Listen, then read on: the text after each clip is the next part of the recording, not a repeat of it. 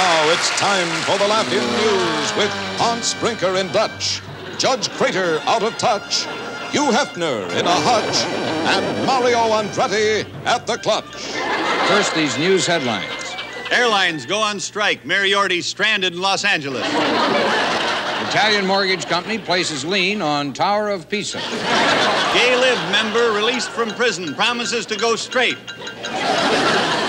And now, here's Dick with news of the present.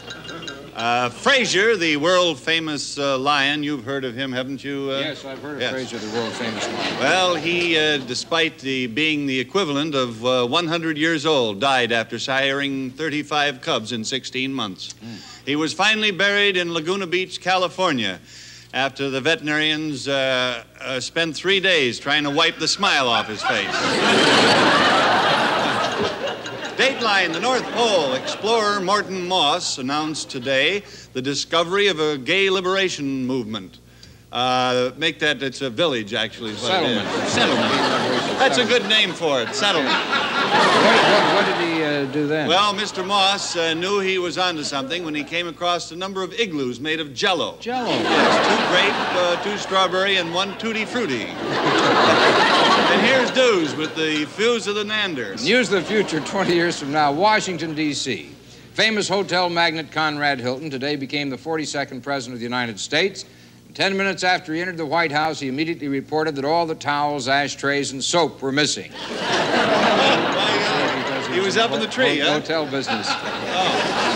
News of the future 20 years from now. Pete Ron of St. Louis failed today in his attempt to be the first man to pedal a bicycle-powered aircraft through the air for a full mile. I might have made it, Pete said, but halfway through the flight there was a scuffle between the navigator and one of the stewardesses. A news bulletin. Carlo Ponti, Sophia Loren's husband, is rushing to her bedside. Oh. Not that she's sick. Here's a special news feature. With all the goings-on in paradise is our heavenly reporter, Angel Good. Heaven, I'm in heaven. Doobie, doobie, doobie. I always wanted to be with a jazz band. Hi, this is Angel Good with the news from heaven. A terrible thing has happened. The Harry Houdini Amelia Earhart romance is on the rocks. This is a real downer.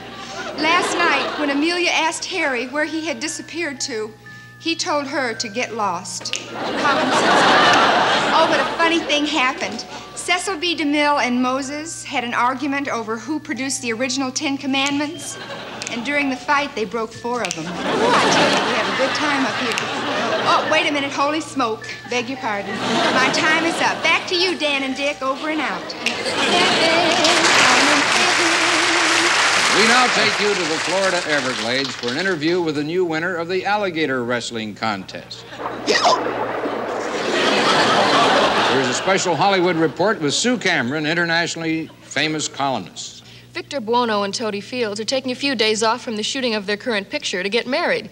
But the shooting schedule being tight as it is, they've decided to mix business with pleasure and film the honeymoon in Arizona, Colorado, and parts of New Mexico. Now to Japan for news of the Far East. Miss Osaka has some strong feelings about American movies. Yes, I very much object to Japanese people being portrayed as stereotypes. Well, I would take it then you dislike it when movies have the Japanese saying such things as, so. So. Now to the tropics and life in the islands. Well, here in the tropical islands, we are talking to some of the island people to learn about their way of life. You, sir, are from the Canary Islands. Right. Tell me, what is the main occupation of people in the Canary Islands? Spreading newspaper. And you, Tondalea, you are from the Virgin Islands. What do your people do? Nothing. Absolutely nothing. And now the rural news. Hi, Judge Strunk here from Farmington with the main news. Barnard Bledsoe, a bay moth of a big bruiser from Belfast, bought himself one of them newfangled electric milking machines. Supposed to cut his work in half.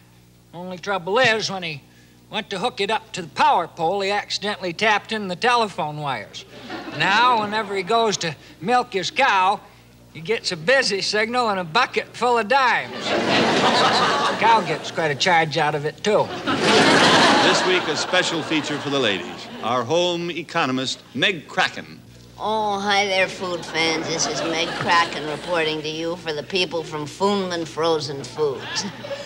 This week, Foodman Frozen Foods is introducing a frozen sit-down dinner for two that's ready in 9 minutes.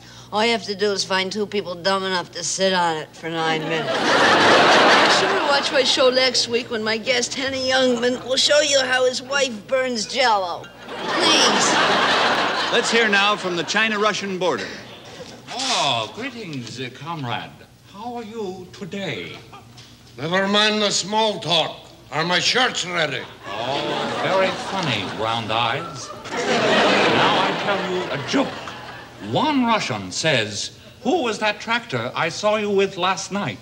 And the other Russian says, "That was no tractor. That was my wife." You regular Chinese Ed Sullivan. Thank you.